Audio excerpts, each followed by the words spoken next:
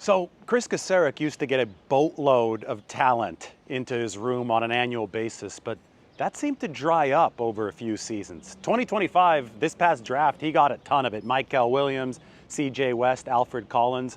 But you had to go back to probably 2020 to find a premier influx of talent. That was the first round pick that the 49ers used on Javon Kinlaw. Obviously, his knees did not cooperate for most of his tenure with the 49ers. Even 2022, where they used the pick on Drake Jackson, that wasn't all the way down until number 61.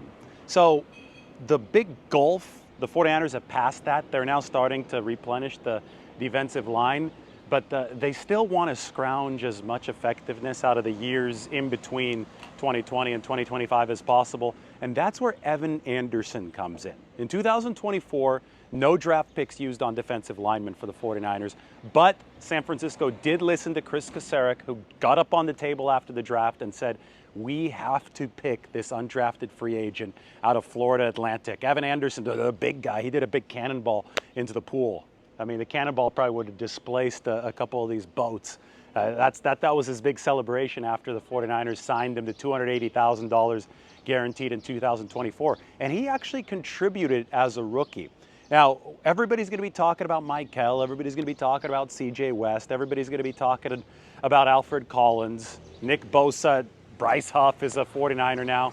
But we cannot forget Evan Anderson and the potential second-year jump that he might make. And that's exactly what Chris Kasarik talked about at the 49ers coach availability this past week.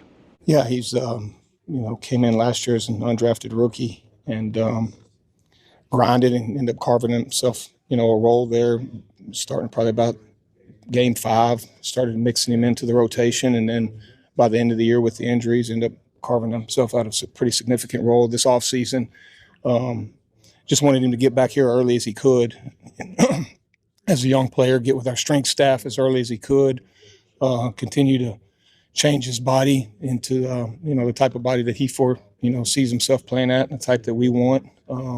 And just hard work, get in the weight room, build good habits in there, good habits with his diet, and then, come in and once we get with him in phase 1 and phase 2, just really the work ethic of the technique and pad level and the leverage in the blocks. And he's done a really good job this offseason. I think he's taken a jump. So you would anticipate, him coming in as an undrafted guy and carving out a role. Going into his second year is kind of where in this scheme, you guys really start getting a good feel for exactly what we want done, and you should see a jump in his play. With him, West, and Collins, guys who has size and quickness, how do you decide which of the two defensive tackle spots they play?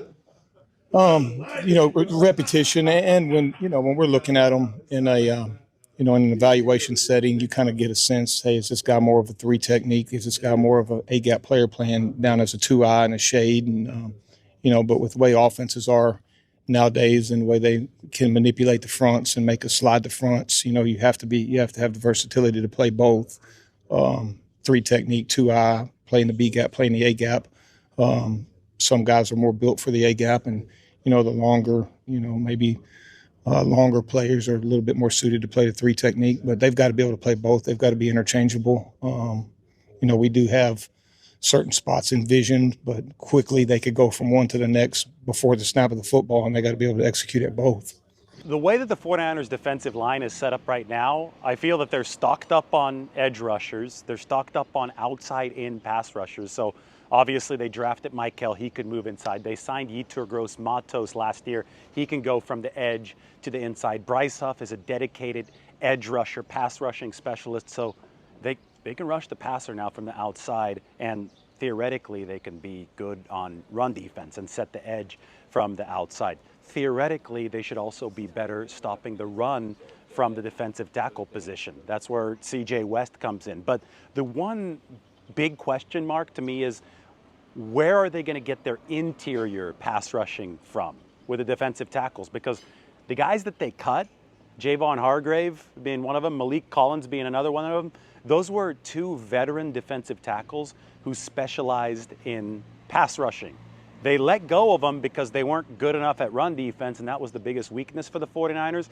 But you do have to find a way to pick up the slack of the pass rushing that the 49ers have lost on the inside. So then you start to, run through the machinations in your head.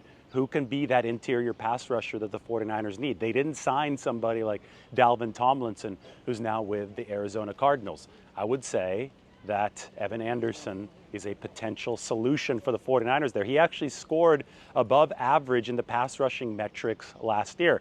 You listen to what Chris Kasarik said about him. He said if he continues to get the diet right, develops the good habits of being in an NFL weight room over the course of an entire season, works on his leverage. Remember, this was an undrafted free agent, so this was not a guy who was polished coming out of college. But if he continues working, there's enough natural ability, and that is explosion combined with the sheer size, to be one of those unique interior pass rushers who can deliver that juice against the quarterback when he's throwing, while he's also a rigid force against the run. I think all defensive linemen need types like this. C.J. West, the 49ers drafted him to be that one technique type who's going to be run first, but they like his violent hands. They think he could shed defenders or shed blockers in both the run game and the pass game.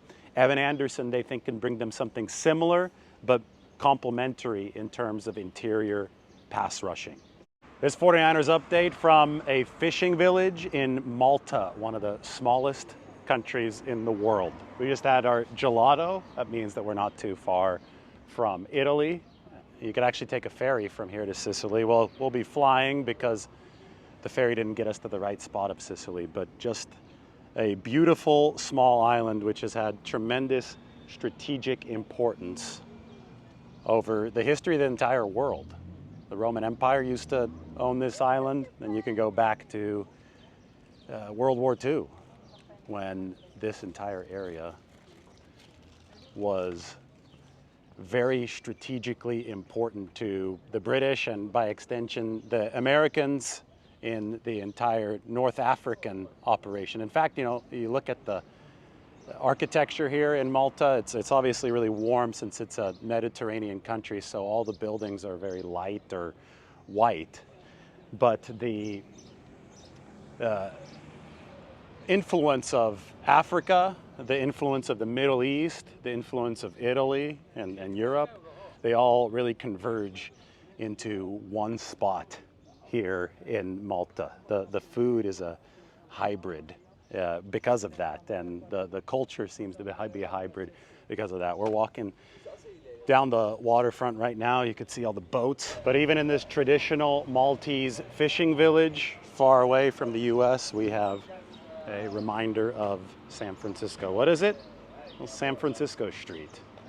You can see it right here. Right in Maltese. Look up San Francisco Street for the latest 49ers update.